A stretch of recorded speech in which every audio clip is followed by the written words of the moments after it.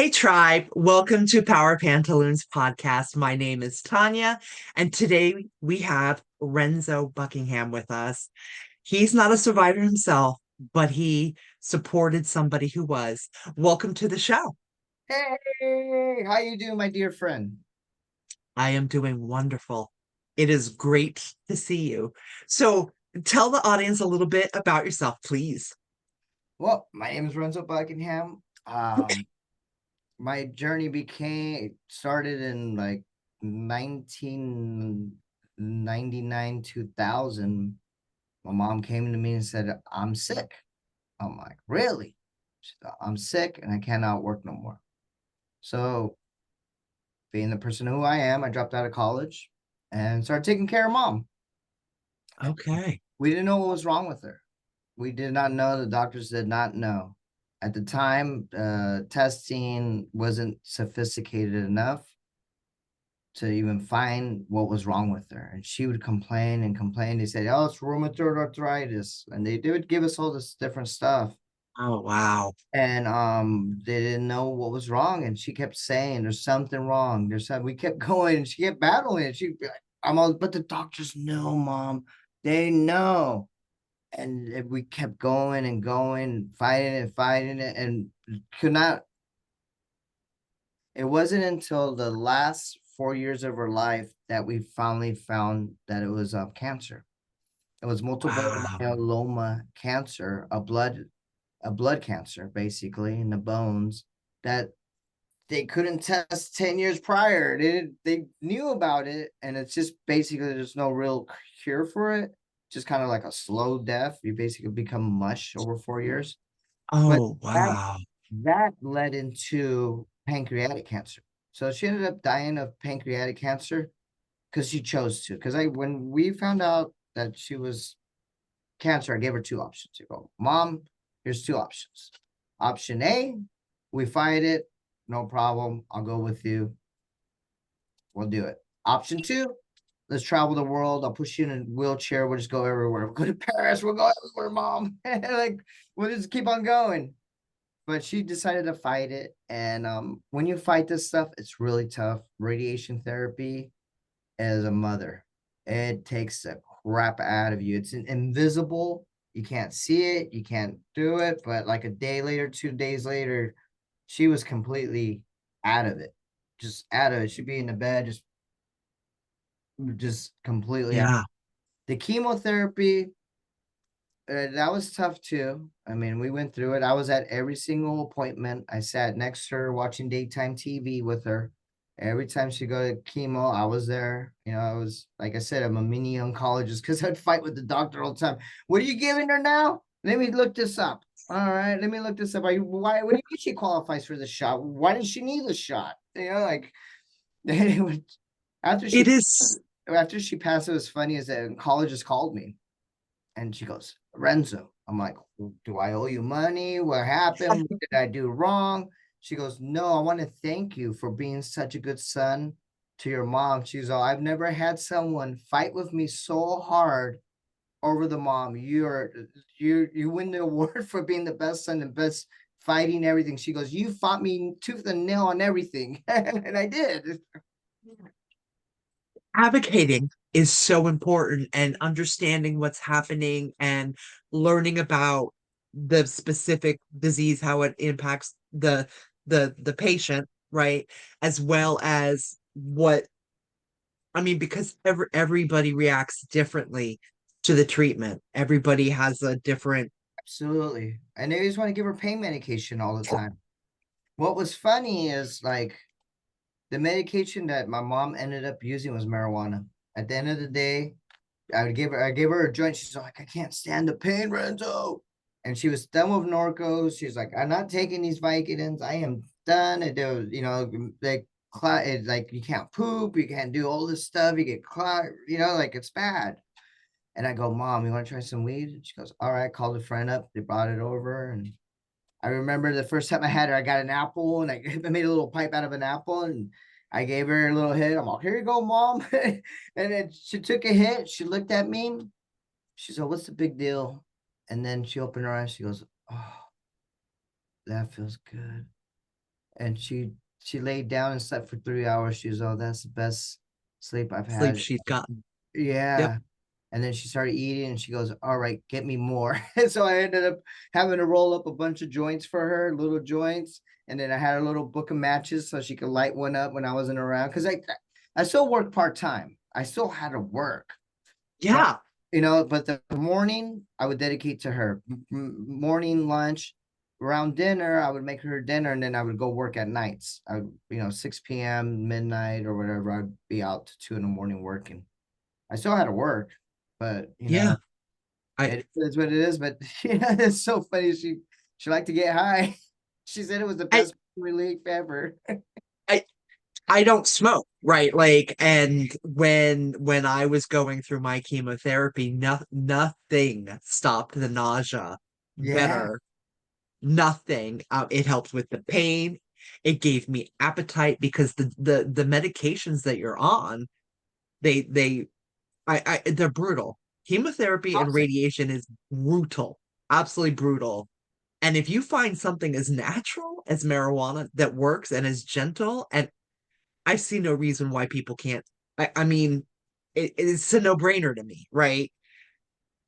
It really is a no-brainer, which is why when I was diagnosed, I was like, I'm happy to do what the oncologist says, the surgery, the chemotherapy, the radiation, but I told him there's going to be Reiki, there's going to be flower essences and aromatherapy, and I shit you not, he rolled his eyes at me. He's like, as long as you don't put it in your mouth, I don't care, right? Like, and so we came to a harmony, but it was important to me that the oncologist knew what kind of alternative wellness modalities I was going to add to my plan, because I think your mind plays a powerful part in your your survivability, your quality of life, your quantity of life, right? Like, I've seen people get diagnoses, receive an expiration date from the medical field, and then lay down and die. Yeah, absolutely. With my mom, it was like a week before Mother's Day, and they told her, you have 30 days to live. Your kidneys are failing. When she were her legs started getting puffy, so I knew that was happening. They were like, you got two choices. You could die at the hospital or you die at home. She chose home. We told the family on Mother's Day, hey, not gonna be around no more. This is it. And they're like, we can save you. Like, no, this is it. I tried. I'm not Superman. I tried. I tried. Believe me, I tried. I went through everything, City of Hope. We tried everything. And there was just, that's the end of the rainbow, right? It's the end of it. Woo.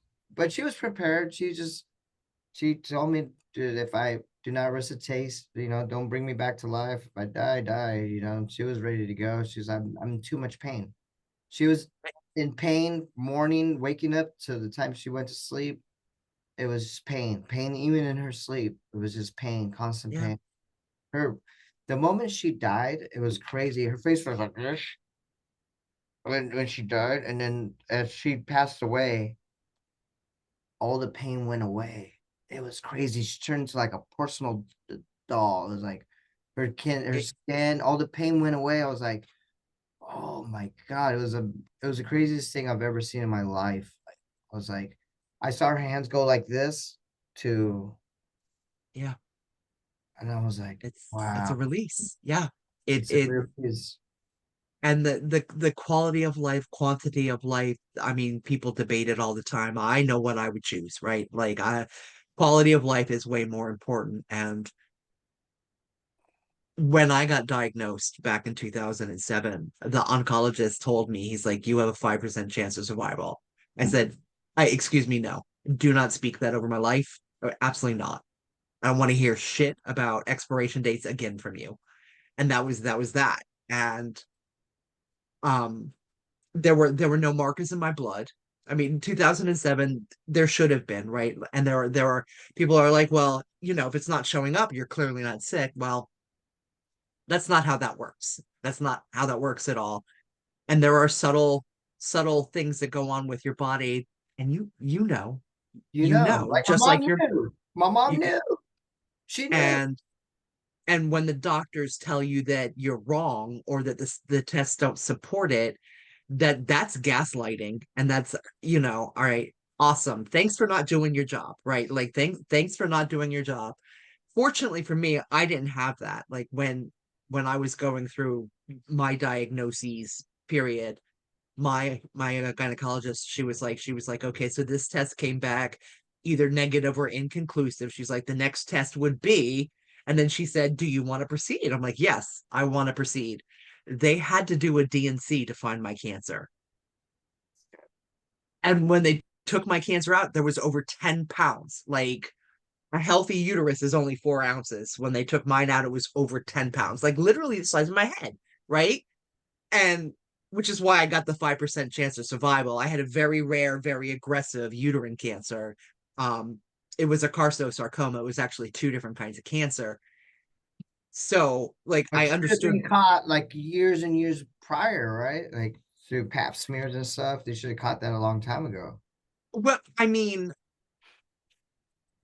yes, but the Is that the pap smear that looks for cervical cancer.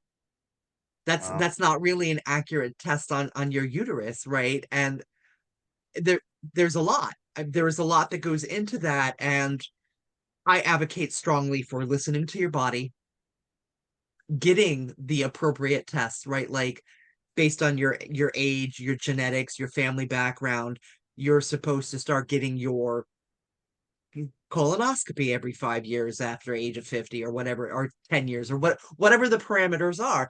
But based on your medical history, that will change. yeah, mine is screwed up. I just found out my dad passed away back in last year of October. Never met the guy, but he died of prostate cancer. So now I have prostate cancer to worry about, pancreatic cancer to worry about, multiple myeloma to worry about. Doctors, all right, can you please check for these three curses for me, please?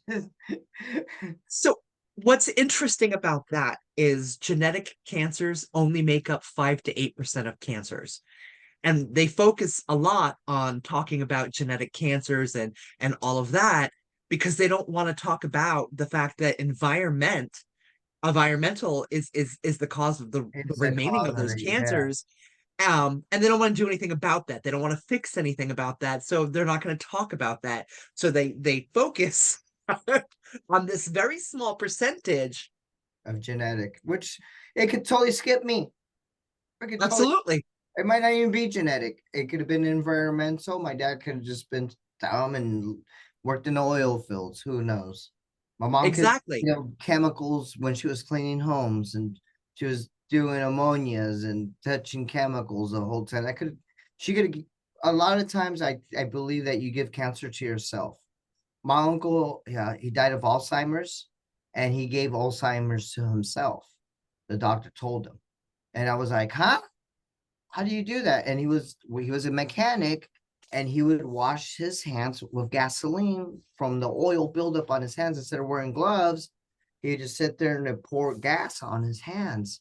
Little did he know that was going to the brain and deteriorating the brain. Like that's wild. He gave it to himself.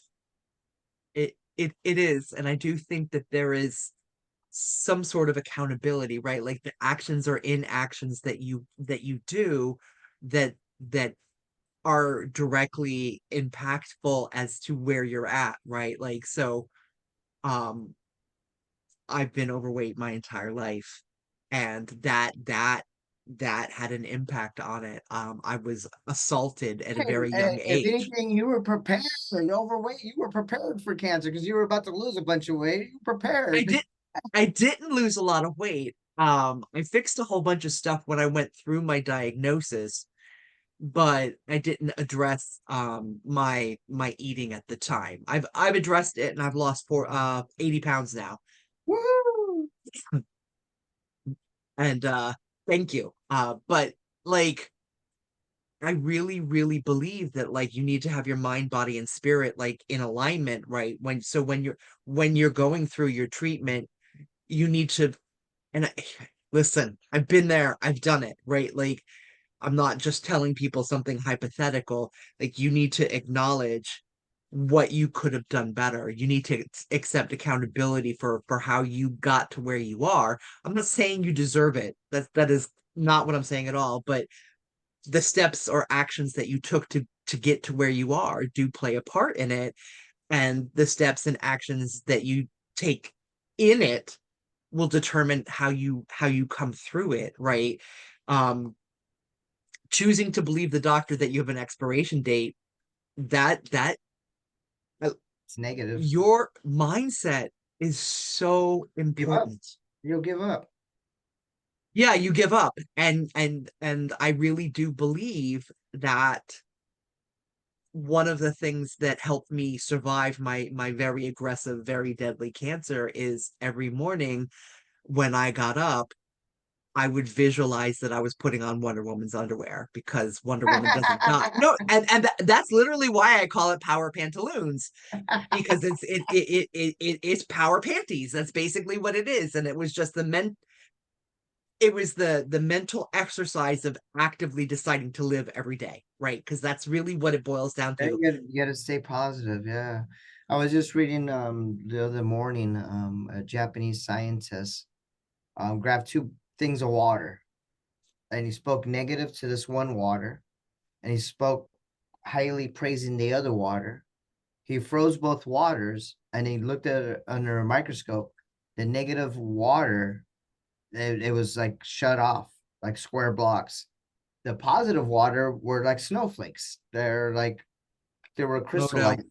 And it was just like, whoa, that's funny that you spoke about how the positivity, how could it do it? I just read this article, I think it was like yesterday or the day before, that this Japanese scientist was just messing around with water to just positive talking. That's why these Yeah. that's why people talk to their plants. Oh, your little beautiful fern. Oh my God, the most beautiful fern. And that fern becomes amazing, right? Instead of going, ugly fern. There absolutely are scientific studies that prove that works. So then why do we go ahead and negatively talk to ourselves? It's the American way, I guess. Well, it's human nature, right? I, So I grew up in a negative household. My mom would tell me, everybody's gonna laugh at you. Everybody's gonna don't dress like a clown. Don't do this. Don't do that. After she passed away, I do whatever the hell I want. I've never been happier in my ways. Before I would be like, oh, mom said not to do this. Mom said, watch out, people are gonna talk about you. Mom said, don't do that. Don't stick out like a sore thumb. Hey, I love sticking out like a sore thumb. What does it make me today? Everybody knows Renzo. I well, hello, right? Like, You know, Rich yes. Renzo walking around, you're like, oh, Rich and Renzo arrived. Do, do, do, do, do, do, do. Boom, boom, boom, boom, Yeah. boom, boom, boom, boom, boom, boom. Being happy and being your true authentic self leads to your happiness, right? And it's contagious. And I really do feel that adding that add not only adds years of life to you, right? Like, but enjoyment, right? We should have fun. Like, it shouldn't all just be going to work. There should be meaning. Yeah, before I did not travel. I just started at the age of 46. I got my passport and started traveling. I didn't before. My mom did all the traveling. I would pay for trips for her to go to Paris, go wherever. I never did it. Never did it for myself. And it was my business partner, boss, David, he told me, hey, you gotta travel. Just travel. So my first trip was to Ireland and then England and then Scotland. I did it for 2 weeks. It was the best thing ever. I was like, what? The year after, went to Colombia, went to Medellin. I just got back from Cartagena last week. I was just like, every year I try to travel, not in the US, but get the hell out of the US and go somewhere, see how other people live and just and see their I, life. And then see why you love life in America. You come back and you're like, oh, sweet America, please. Oh, I'm not leaving again. I'm not leaving you. USA, USA. I do think that traveling is super important. And I want to circle back to what you said earlier to your mom, like either we're gonna live it up and we're gonna go travel and we're gonna see everything, or we're gonna fight this this beast. When you're in it, like my active treatment was a year long, right? So from the day I was diagnosed to the day I was released back into normal society was about a year. And when you're doing that, it's appointment after appointment, and you have a set schedule, and you don't really have time to think about what might happen later, and where your life might go, right? But I do absolutely recommend that if you're in the thick of it right now, think and do active visualizations about where you're going and what you're doing and with who afterwards, right? Because that will help pull you through. But that wasn't a principle I was doing when I went through it, right? Like, but now I mean we're looking at 18 years, right? 18 years cancer free at this point. And the places I've been able to go and the things that I've been able to do, having been through that experience really taught me that it's not about the things. It is absolutely about creating memories with people that you love, and doing and having the experientials, and that is way more important when they talk about what you regret at the end of your life. Have a phone and having this doesn't mean nothing. I'd rather have my mom right now. I'd Yep, trade all that I have right now for 10 minutes with her. absolutely. I still dream about her, like she comes and visits my dreams, but it's still not the same. The day she died left the biggest emptiness I've ever felt in my entire life. And I've had like a lot of people die on me. I've last year I've lost five family, her brothers and sisters. But Wow. losing her was I could not take a shower by myself. I could not be by myself. I still, to this day, I am lonely. I have to walk around with a dog. It's my dog. I have to be around somebody at all times. I can't be by myself. I can't. The one person my phone only used to ring was my mom calling. My phone doesn't ring anymore. It only rings from spammers. But before it was my mom would call me every day. She'd be, hey mijo, how you doing? How's your day? What are you gonna make me for breakfast? What do you make me for lunch? What are we Yeah. gonna do? What are we doing this weekend? And now the loneliness is just it's super painful. I mean, 12 years later, I'm still like lonely as crud. I can't be by myself. I don't, I still have my mom, but I don't have my dad anymore. And cancer was part of his exit, right? Like complications of prostate cancer, and a whole bunch of other stuff, right? But I could feel some of that. Like I understand what you're saying. I can't, like, it's just. Well, the good things about what I got out of going through the cancer process is I learned a couple things. One, throw your microwave outside. Just get rid of the microwave. The oncologist told us, do you have a microwave? Like, yeah, throw it away. I was like, huh? We just bought it. Throw it away. I was like, oh. Second of all, cook your own stuff. Look for vegetables, not from Rouse, not from Vaughn's. Go to the little market that outsources organic stuff that dies within 2 days. If a tomato stays good for a week, don't eat that tomato. Look for Yeah. stuff that rots, the organic stuff. Don't look, everything is like frozen food. Don't eat it. Don't eat it. If you can't make it and cook it and eat it, that's it. It's just if you have to just heat something to eat it, just don't eat it. Canned food, Yeah. preservative, all that stuff is garbage. It's just that's one thing I became was a chef for my mom, and everything I did was fresh soups, fresh beans. Everything I made was I would go grocery shopping every 2 days. Every 2 days I Yeah. would grocery store up shopping. I never, if I'd buy it for a week, it'd die. It would just die, but I would just go grocery shopping. I knew which grocery store had the delivery on what days. Like Tuesdays was Northgate, and I'd show up on Tuesdays, buy my vegetables on a Tuesday, and I knew by Friday that vegetables would be bad. So, Yeah. people just got to pay attention. Like there's some soda, any colored drink. If it has color in it, unless it's coffee, it shouldn't have color in it. It should be white. So all that stuff is the reds and yellows, and oh, we're being poisoned here in America. Going to I Ireland, my eyes were wide open in Ireland. My hair was growing crazy. My nails grew within like 3 days. I was like, what's going on with me? It's because I was eating organic food. In Ireland, everything's organic.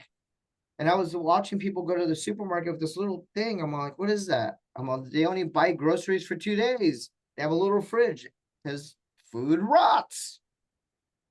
They don't have freezers. yeah. What the last time I went over to Dubai, I ate like crazy person, lost 10 pounds, right? And it the stuff that they put in the food over here that they allow in our food is not good for us. Crazy. But buying, Corporations. yeah, but like if you I look don't at eat the fast food. ingredients, I don't eat fast food. You have to twist my arm. I'd rather starve than go eat McDonald's. It's I really yeah, I won't hard eat to it give either. me McDonald's. I won't eat Del Taco. I won't eat any fast food. It makes me sick. Like if I try to eat it, it would make me sick at this Oh, point. it does. It does. Out of desperation, sometimes I eat it, I get sick. I get stomach aches. Yeah. All my food is fresh, cooked. If I don't even, no, not even frozen pizza. I don't even do that. I make my own pizza. Yes, but I am gonna say this, right? Like if you're in active treatment and the only thing that you have in the house is what you have in the house, and that's all you have the taste for, and that's all you can get down, eat that. Like Yeah, absolutely eat that. you should have But somebody helping you out and cooking for you. You got to have like me, have a Renzo in your life that sits there and got to have you have to have a teammate. Cancer's not a solo thing. You have to have a teammate. And it sucks that some people don't have a teammate, but there is programs in California. We have the IHSS program that I was part of. I sat on the board, and they give you people that could help you cook and take care of you. There's programs out there. A lot of cancer survivor people. You're not out there by yourself. Talk to your neighbor. Your kids are not there. What's funny is my brother would not support my mom. A lot of family members, they only came when she was dying. When she was dying, that's when everybody came to help out. But the rest of the time, it was just Renzo. for some people, it's really hard to see somebody that took care of them go through something like this, and they have a very hard time processing it. I think so too. I think that's what happened to my brother. He didn't want to deal with it. I maybe it wasn't he didn't want to, he didn't know how, right? Like he didn't have the diagnosis changes everybody, right? And there are some people that completely abandon you. Um and it I thought it and was maybe fake. I was like, bullshit. Give me another one. I questioned it. So then we did that was one scan. I go, no, I want a PET scan. No, oh, you don't qualify for that. I don't give a. I gave her a PET scan. And then when we did that, that's when we found the pancreatic cancer. Because that illuminates your whole body. Just yep. Yeah. I y- I think everybody should get a PET scan once a year, honestly. It should be part of the government. Here you go. Get scanned every year. Boom, you got like the cancer could be this small and they could get it before it becomes this. yeah. They Yeah. have the technology to do it. We have it. They have the scans to do it. Just weird that you don't qualify for it. You have to be sick to qualify for it. I insurance company and like we could go on a whole side conversation when it comes to That's that. next And week. That's next week. I I get very frustrated about what I'm allowed to have and what why is the doctor who sits in an office who hasn't seen me, who isn't treating me, who might not even be specialty matched in my in what the doctor that recommended it, why is that doctor making any decision over my medical care? I that drives me absolutely batty. They don't even need, all they do is read the paper and go, they qualify for this. That's what they say. You qualify for this. What do you mean we qualify for that? Well, what that means is the insurance companies have a whole bunch of what they call medical policies, and all these medical policies are based on the diagnosis codes that are submitted to them. I know this because I worked for a health insurance company for 20 years, right? Like, and so the medical policies are pages and pages full of stuff that qualifies or disqualifies you for standards of care. I think And that's it an important thing that you should let people know, that they need to know that. um it's the information is there. A lot of people don't understand that they're when they get health insurance, it's a contract, and each each contract that the insurance company has with uh employers can be different, and it can be tailored to what the employer wants. So every contract is a little bit different, and everybody just assumes that, I have this insurance company, they should cover blah blah blah. And unfortunately, that's not how it is. Yeah, they could be It's going, hey, definitely that's how it should pre-existing. be. That's pre-existing. You don't qualify for nothing. I've heard that comment over and over. It's pre-existing. You've had this for 10 years, but I've had this medical insurance 5 years now, but this is pre-existing before that. Like, I spent 20 grand a year on this, and you're telling me you can't cover it? I've heard of this story. I hung out with these people, and they all became my friends in these medical oncology rooms, and I would talk to all these people, like they would tell me I, nightmare situations, or like, we've had to go into our savings, we had to sell our home. We had to yeah, sell our home, we had to sell everything. I'm like, where do you live now? We had to live at my son's front room on his couch so I could fight this and live. And it was just heartbreaking. I'm like, what it, about the health insurance? Like, doesn't cover it. And these are people that were rich. They had money, like millions of dollars just gone overnight. My mom, fortunately, we're not rich, but guess what? Medicare and the government paid for taking care of. She probably had better health care than someone that was really rich. That's unfortunate. That just it, sucks. it, it is. When I was going through my cancer journey, I had health insurance. And I stopped calculating how much the insurance company paid out. Not what they were billed, but paid out when the number rolled over $1 million. Holy shoot. Yes, yes. So, and I wasn't anywhere near done with my treatments. I was not. So the I actually had to go inpatient for my chemotherapy because they gave me something called rescue drugs. And what a rescue drug is to lessen the toxicity of the actual chemotherapy. And they gave me that before, during, and after. And because that process took longer than 12 hours, I had to stay overnight. And so I would go in for a treatment, and they would do that 3 or 4 days in a row. And then I would have a month off, and then I'd come back in and do the same thing. Yeah. How was that for your husband? How did he deal with it? I was not with my husband at the time. Oh, I you were. was It was I was living up in Rochester, New York, and my sister was my primary caregiver at the time. My parents would fly up from North Carolina every time I went inpatient, but my sister, she felt absolutely horrible because she couldn't be at the hospital with me because she was working 16-hour days to cover all of the oh, bills, because oh. it took disability 4 months to send me my freaking check. 4 months. Like, I the was whole fortunate system in is California that we had the IHS program, and they gave me a paycheck. So I would get minimum wage to take care of my mom, but the state of California paid me to take care of my mom. Otherwise, if I didn't get that paycheck, I wouldn't been able to do it. I had to get that paycheck plus work at night. I would work at yeah. The funny thing is, you know what I did at night? I give away cigarettes. I don't even smoke. I'm gonna waste cigarettes in the middle of the night. My mom's dying of cancer during the day. But if it wasn't for the IHS program, I don't know how I would have been able to pull it off. I and a lot of states don't have that, or are just now starting to have programs like that. That I program got didn't healthcare through exist. it.